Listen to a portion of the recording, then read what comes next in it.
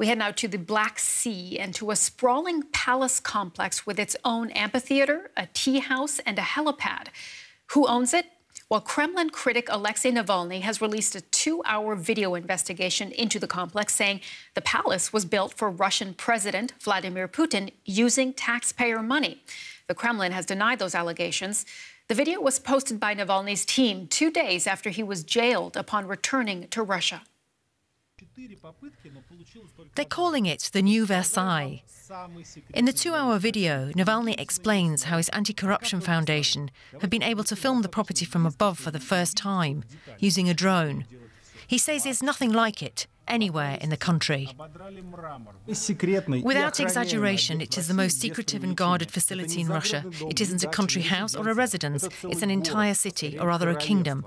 It has impregnable fences, its own harbour, guards, church, its own checkpoint, no-fly zone, and even its own border point. It is a separate state inside Russia.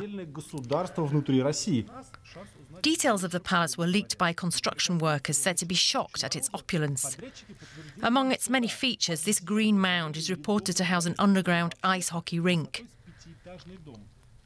This is an amphitheatre. Navalny points out the exit of a tunnel used by Putin to access the beach.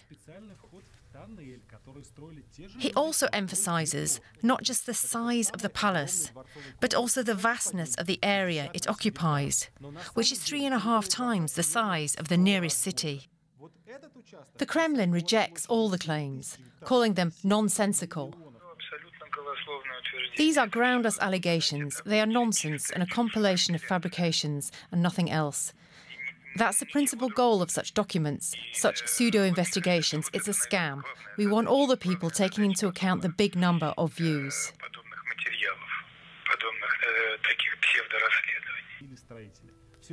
But Navalny insists that not only does this property belong to Putin, but that it was financed through corruption and the misuse of public funds, calling it the biggest bribe in history, for which the Russian president must be held to account. Our correspondent Yuri Reshetto is standing by for us in Moscow. Hi, Yuri. What about the timing of this? Why did Alexei Navalny decide to release this film now? Well, Navalny explains right at the beginning of the video why he is only coming out with this now. He says he didn't want to be accused of taking a shot at Putin from abroad, where he was safe. The politician clearly wants to go on the offensive. He wants to show that he is not afraid of anything. He already showed that by coming back to Russia, of course, he didn't know for sure he would be arrested, but it did seem likely.